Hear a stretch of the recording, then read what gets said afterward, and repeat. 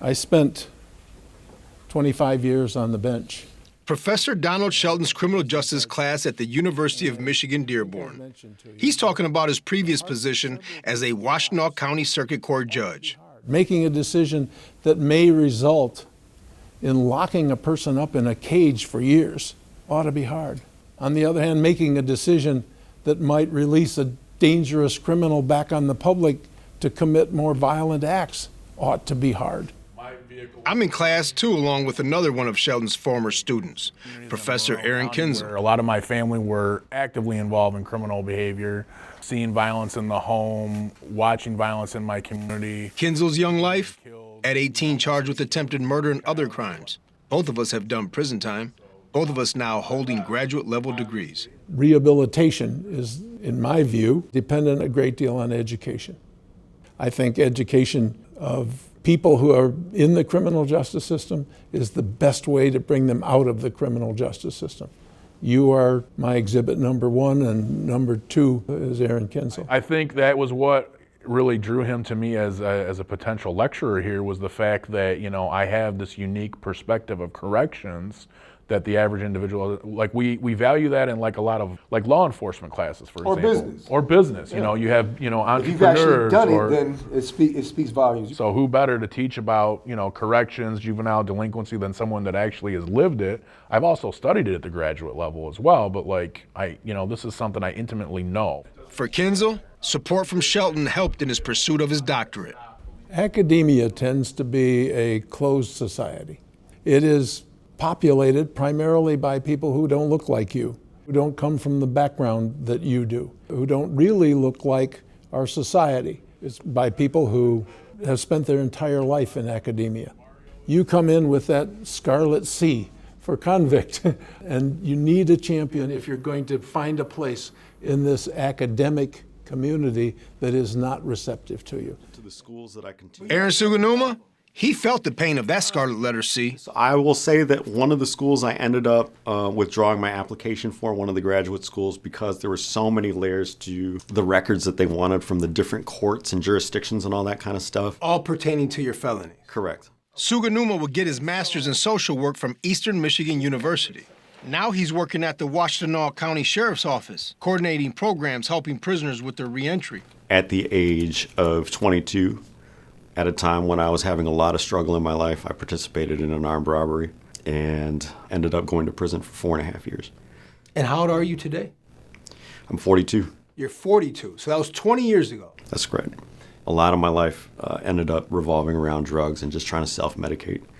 Probably, you know, depression and anxiety. Despite his advanced degree, he still found his past holding him back.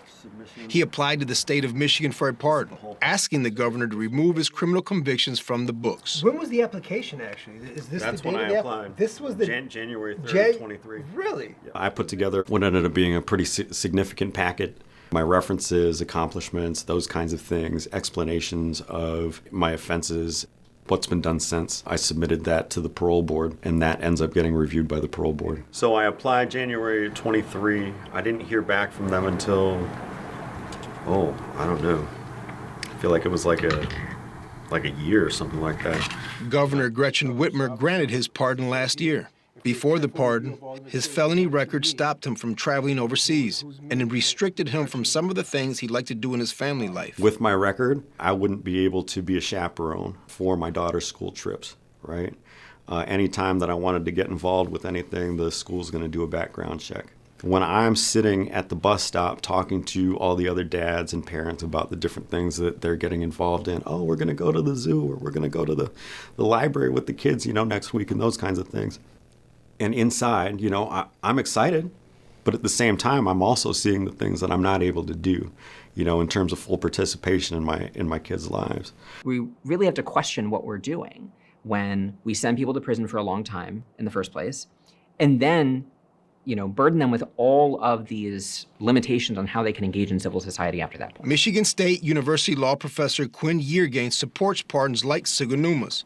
He sees it as part of a toolkit that can help remove that scarlet letter C. A pardon? Something only the governor is empowered to do. Just this July, 2025, Governor Whitmer's office announced 3 more pardons have been granted, along with 4 more commutations. The difference between pardons and commutations. What is the difference? Well, a pardon is usually something that totally wipes away conviction, the legal force of the conviction. It's not always a statement that somebody is innocent, but it's a statement that the conviction no longer stands. A commutation is usually something that eliminates the rest of somebody's sentence or eliminates a condition of the sentence or something like that. So somebody could be released from prison with a commutation, but the conviction could very well still be on their record. While pardons made at the federal level by Presidents Biden and Trump have become controversial because of their political implications, it seems there's less talk about pardons at the state level these days.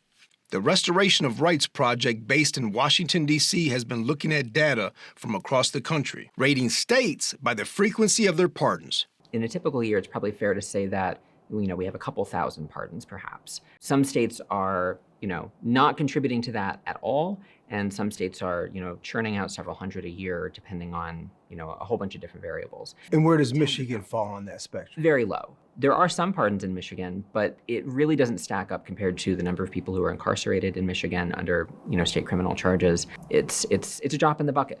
The Restoration of Rights Project puts Michigan at the bottom 4th of the scale when granting pardons. Records provided by the Michigan Department of Corrections show that of the 210 applications in nearly 7 years Whitmer has been in office, 12 pardons have been granted. Meanwhile, thousands of Michiganders continue to carry the stigma of being a convict long after they're out. A spokesperson declined our request for an interview with the governor, but I did talk with Pete Martel, a law school graduate and more recently enrolled in the public policy and sociology PhD program at the University of Michigan Ford School. Who makes the litmus test for those like yourself that are just trying to move on, move forward? Yeah. It's really a cultural, kind of sociological question about who has power to prevent people from moving. You're always going to get to some points, some intersections where somebody's directing traffic and says, not you. Or I need you to pull over so I can check you out a little bit more. You were 19 going on 20 when you committed your crime. Yeah. Who was Pete Martel in 1994? In 1994, I was 2 years out of high school. I graduated with a 1.05 GPA, so I felt like there was no way I could go to college. So I was working as a welder. We were putting in between 80 and, 110 hours a week. And that was pretty much my life at that time. I was also involved in some small-time crime, stealing things.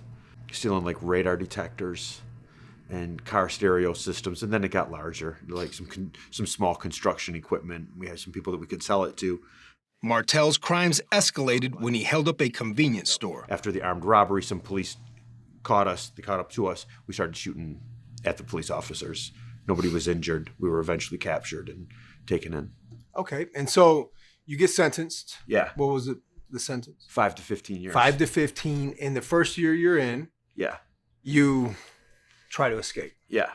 So wasn't there long. Wasn't interested in sticking around long. I felt like the winter was coming on. I wanted to go snowboarding. There were concerts I wanted to see. This is the mentality. Yes, it sounds like a joke as I say it now, but that is how I thought back then at 20. Maybe I was 21. When he got out of prison, he excelled as an undergraduate with a strong grade point average, doing well on his law school admissions test. When he applied to law school, there was a problem. And then they said, no, it's not your numbers. Your numbers are fine. It's your felony convictions. He tried Wayne State. He got in, and he did well there. And I didn't take the bar exam until February of 17. Took the bar exam, passed the bar exam, and then I was waiting on character and fitness. And from the time that I applied for character and fitness for admissions to the bar, about 2 years had passed. I ended up withdrawing. So they didn't say no. So wait a minute. So you withdrew? I withdrew. I felt like I was on parole and I was waiting through this process. And then I found out after my first informal interview, not only was there going to be a formal interview with the full committee, but also I was probably going to have to go to the Board of Law Examiners for another review.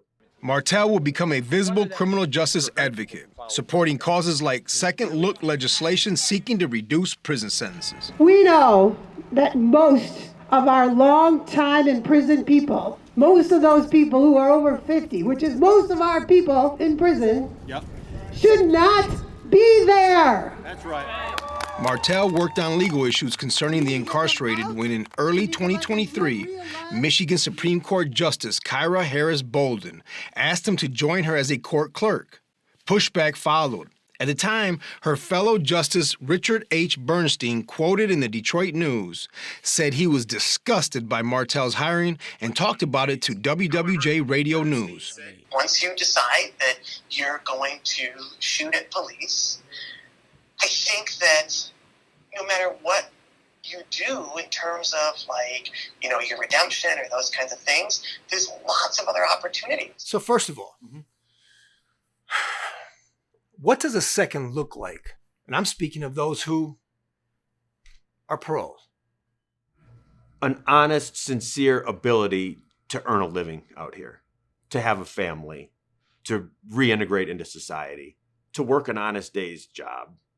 How did it feel to hear at that time? Yeah. Someone of his stature to be disgusted that you were appointed. It was certainly upsetting. No question about that. It happened so quick, I was still very much in the whirlwind, pinching myself. This can't be true. That you were appointed. That here I am reporting to work, getting my security clearance to go to work at the Michigan Supreme Court. The highest court in the state. Yeah. Yeah, there I was in the court thinking about wow, how many years ago was it that I was in solitary confinement sending letters to this place? So the adrenaline numbed the pain of it. Yeah. Martel had the job 2 days when he walked away. He didn't want to be a distraction, he says. When we're talking about somebody who has reformed themselves such that, now graduated from law school and getting a prestigious position as a clerk to a state Supreme Court justice, it's hard to imagine, in many ways, a better success story. If we believe in the system and we think that the system can work, how is that not the system working?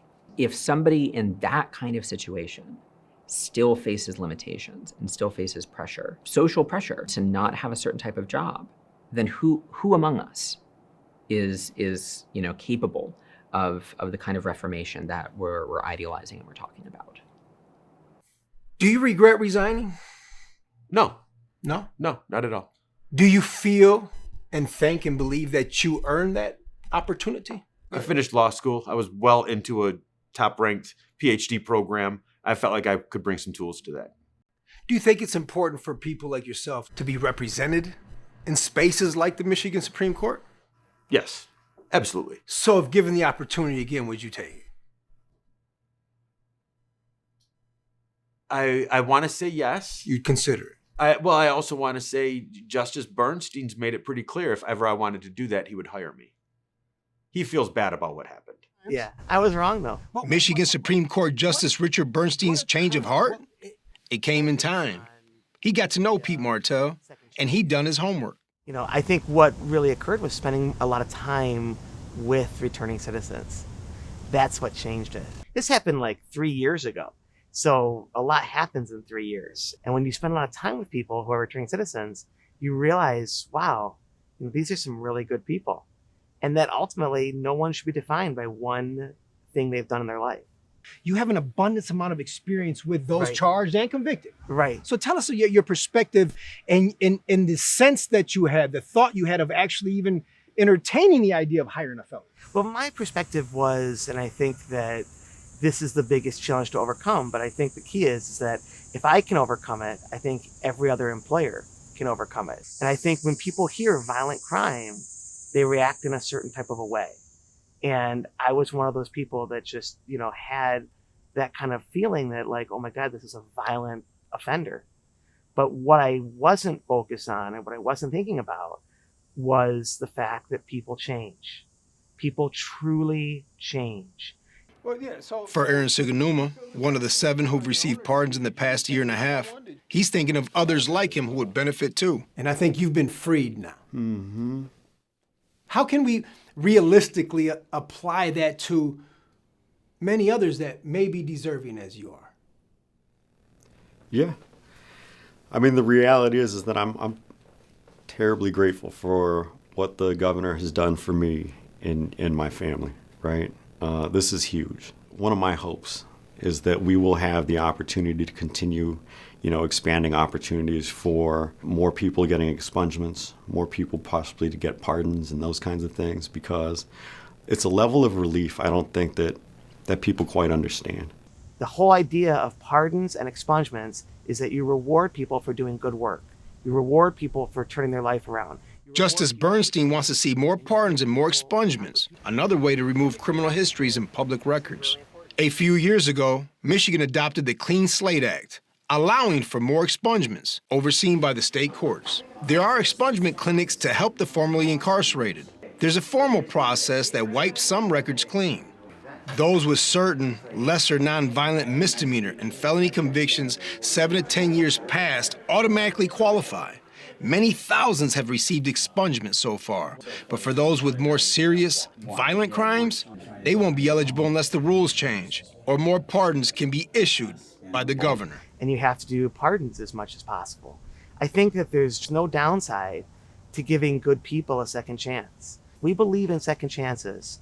You've got to give people expungements, and you got to give people pardons, because they're going to run into the same problem that we had with me, is that they're going to run into someone that's just going to see the violent act and isn't going to see the person as a whole. Justice Bernstein said some of the positions he's taken regarding returning citizens could be used against him when he's up for re-election. He expects there will be claims he's soft on crime, but he said something needs to be done to make the process better. I think a lot of politicians are simply uninterested in doing anything to actually get at the roots of crime and to engage in any sort of honest conversation about what is happening in our criminal justice system. And if we were talking about solutions, more commutations, more pardons, absolutely should be things that we should talk about much more seriously. An automatic process whereby, somebody who has, been convicted of at least certain types of crimes and has, since being released from prison for a certain amount of time, has not engaged in crime again, that it's difficult to imagine why that person should still be burdened with having a felony on their record or something like that. That's a tough conversation to have.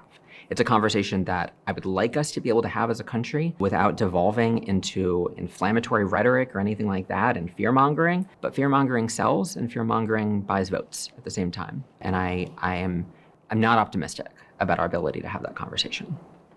When we talked to Pete Martel earlier this year, he was with the American Friends Service Committee fighting for change in Michigan's prison system. He's now doing legal work on a lawsuit concerning videotaped strip searches at the Michigan Department of Corrections Women's Prison. You don't have a burning desire to get that felony taken off you through a pardon? No. Have you considered it? I've thought about it a little bit. I also feel like I've been through that process so much, I'm just tired of explaining again and again and again about what I did, how sorry I am for what I did, and I guess there's a real part of me that feels like it's in the past, let it be in the past.